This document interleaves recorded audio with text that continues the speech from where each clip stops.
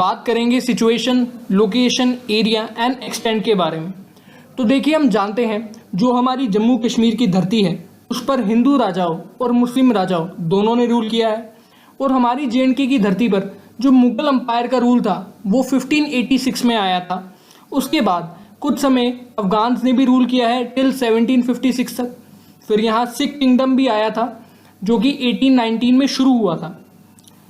आप जानते हैं कि 1830 में लद्दाख को एनेक्स किया था महाराजा गुलाब सिंह ने एंड 1846 में ट्रीटी ऑफ अमृतसर भी हुई थी जिसके तहत कश्मीर का एक्सेस मिला था महाराजा गुलाब सिंह को। ये सारी जो चीज़ें हैं ये मैं आपको JNK की हिस्ट्री में डिटेल में समझाऊंगा। आपने अभी सिर्फ इसको स्टोरी की तरह सुनना है और सामने जो मैंने नोट्स बना के दिए हैं आपको इनको लिखना है। आगे बढ़ते हैं। और इस तरह 1846 तक महाराजा गुलाब सिंह द्वारा भारत की नॉर्दर्न मोस्ट और साथ ही साथ सबसे बड़ी प्रिंसली स्टेट की स्थापना हुई। अब आप में से बहुत लोग नहीं जानते होंगे कि प्रिंसली स्टेट से क्या मतलब है, तो मैं एक्सप्लेन कर देता हूँ। बेसिकली जब भी हमारे खुद के लोग, हमारे इंडिजीनियस लोग किसी भी स्टेट पे राज करते हैं तो वो स्टेट कहलाती है प्रिंसली स्टेट। ठीक है, सिंपल टर्म है। हमारे खुद के लोग जब राज करेंगे तो वो स्टेट क्या कहलाएगी? Princely state. अच्छा, अब आगे चलते हैं। उस समय 1947 के वक्त जब भारत आज़ाद होता है तो आप जानते हैं कि भारत की टोटल जो एरिया है JNK का वो था 2,22,236 किलोमीटर। अब होता क्या है, 1947 का साल होता है, अक्टूबर का महीना होता है, जब कश्मीर के कुछ एरियाज पे पाकिस्तान द्वारा हमला कर दिया जाता है और इंडियन आर्मी उसको रिटेलिएट करती है और पाकिस्तान आर्मी को पुश बैक करती है। और फिर 1949 में जाके सीज फायर लाइन ड्रॉ होती है। आपको ईयर याद रखना है, 1949 में जाके सीज फायर लाइन ड्रॉ होती है जिसमें हमें बहुत नुकसान होता है। हमें 78,932 किलोमीटर का नुकसान होता है। इतना हिस्सा पाकिस्तान के पास चले जाता है, यानी कि हमारा पूरा गिलगिट, मीरपुर, कोटली और कुछ हिस्सा पुंछ का पाकिस्तान के पास चले जाता है। और जिन डिस्ट्रिक्ट्स पर कोई असर नहीं पड़ता है उनमें से एक है जम्मू, उधमपुर, कठुआ और अनंतनाग। इन पे कोई भी असर नहीं पड़ता। अब नेक्स्ट इवेंट जो आपको याद रखना है वो है इंडिया और चाइना की वॉर, जो कि होती है 1962 में।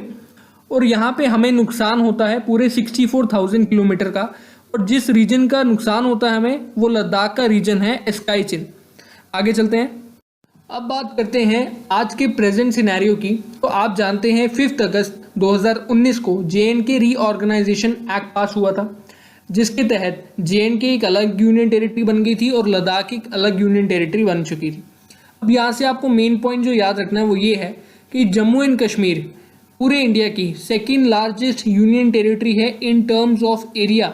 और नंबर 1 कौन सी है? लद्दाख। और अगर अब बात करें पॉपुलेशन के मामले में तो भी जम्मू कश्मीर सेकेंड लार्जेस्ट आती है, लेकिन यहाँ पे नंबर 1 कौन सी है? दिल्ली। तो ये पॉइंट्स आपको याद रखने हैं। नंबर 1 दोनों केसेस में याद रखना है और नंबर 2 तो JNK है, लैंड में भी और पॉपुलेशन में भी। अब हम बात करेंगे JNK की लैटिट्यूड्स और लॉन्गिट्यूड्स के बारे में। तो कश्मीर वैली 100 मीटर वाइड है एंड अगर हम कश्मीर डिवीजन की एरिया की बात करें तो 15,948 किलोमीटर एरिया है। इसी तरीके से अगर हम जम्मू डिवीजन की एरिया की बात करेंगे तो वो है 26,293 किलोमीटर। अब अगर हम इनकी डिविजन्स की बात करें तो जम्मू डिवीजन में टोटल हमारे पास 10 डिस्ट्रिक्ट हैं और कश्मीर में भी 10 हैं। पड़ोसियों की अगर हम बात करें तो हिमाचल प्रदेश एंड पंजाब के हम नॉर्थ में हैं, यानी कि हिमाचल प्रदेश एंड पंजाब हमारे रिस्पेक्ट में साउथ में है। इसी तरीके से अगर हम लद्दाख को लें तो लद्दाख के हम वेस्ट में पड़े, लेकिन लद्दाख हमारे रिस्पेक्ट में कहाँ पड़ेगा? हमारे ईस्ट में पड़ेगा। ये ईस्ट और वेस्ट, नॉर्थ साउथ के कंसेप्ट मैं नहीं समझाऊंगा, ये बहुत ही बेसिक चीज़ें हैं, फर्स्ट में देखी जाती है। नॉर्थ साउथ ईस्ट वेस्ट कैसे देखते हैं, आगे चलते हैं। अब हम पढ़ेंगे जोग्राफिकल इंपॉर्टेंस के बारे में। तो कश्मीर की अगर जोग्राफिकल इंपॉर्टेंस की बात करें तो आप जानते हैं कि मिलिट्री वाइज ये बहुत ही इंपॉर्टेंट लोकेशन है, चाहे वो हमारा सियाचिन है, चाहे वो हमारा कश्मीर है, बहुत ही इंपॉर्टेंट लोकेशंस हैं इनकी। और अगर सुंदरता की बात करें तो आप जानते हैं कश्मीर बहुत ही सुंदर है, जो वहाँ स्नोफॉल होती है, जो हमें वहाँ फ्रूट्स मिलते हैं, प्रोडक्ट्स मिलते हैं, vegetable, saffron, herbs, minerals, precious stones हैं, जो वुलन कारपेट्स हैं, यहाँ जो पश्मीना एम्ब्रॉयडरी होती है वहाँ पे क्लोथ्स पे, वो बहुत ही ज़्यादा इम्पॉर्टेंस रखती है, बहुत ही ज़्यादा फेमस है। तो इस एक पर्टिकुलर चीज़ पे एक प्रॉपर वीडियो बनेगी तभी आपको बेटर एक्सप्लेन हो पाएगा कि कौन से प्रोडक्ट्स किस जगह से आते हैं और क्या इंपॉर्टेंस रखते हैं। इसलिए ये जो पर्टिकुलर मैं टॉपिक है ये एक अलग वीडियो में मैं डिस्कस करूंगा कि कौन सी प्रोडक्ट्स की क्या इंपॉर्टेंस है और आपने कौन कौन सी जगह के प्रोडक्ट्स को याद रखना है, उसके साथ एसोसिएट करना है। आगे चलते हैं।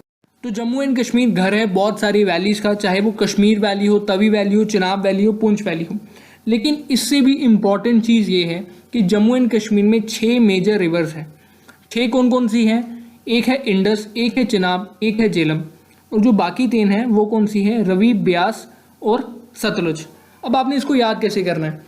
देखिए RBS, royal bank of Scotland, ये मैंने सामने नोट्स में नहीं लिखा हुआ है। रॉयल बैंक ऑफ स्कॉटलैंड ये मैंने आपको पहले भी पढ़ाया है, अगर आपने मेरे पहले लेक्चर्स देखे हैं। अगर नहीं देखे तो मैं रिवाइज करवाता हूँ। RBS हो गया royal bank of Scotland, R हो गया रावी, B हो गया ब्यास, S हो गया सतलुज। ठीक है, तो RBS हो गया।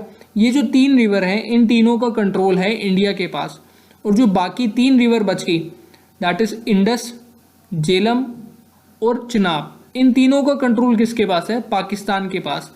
ये इंडस वाटर ट्रीटी के तहत हुआ था। इसके ऊपर ऑलरेडी मैंने एक लेक्चर डाला हुआ है जिसको मैं नीचे कमेंट बॉक्स में पिन कर देता हूं। अगर आप देखना चाहते हैं तो आप उसको देख सकते हैं। आपको वो बेटर अंडरस्टैंडिंग देगा कि इंडस वाटर ट्रीटी क्या थी और क्या हुआ था उस वक्त। तो अभी तक जितना हमने पढ़ा है उसके बेसिस पे हम 4 क्वेश्चंस देखेंगे। अगर आप ये क्वेश्चन अटेम्प्ट कर पाते हैं तो बहुत बढ़िया, नीचे कमेंट बॉक्स में इसका आंसर करिएगा। अगर आप नहीं कर पाते हैं तो वीडियो को फिर से देखिएगा, आप ज़रूर कर पाएंगे। पहला क्वेश्चन है,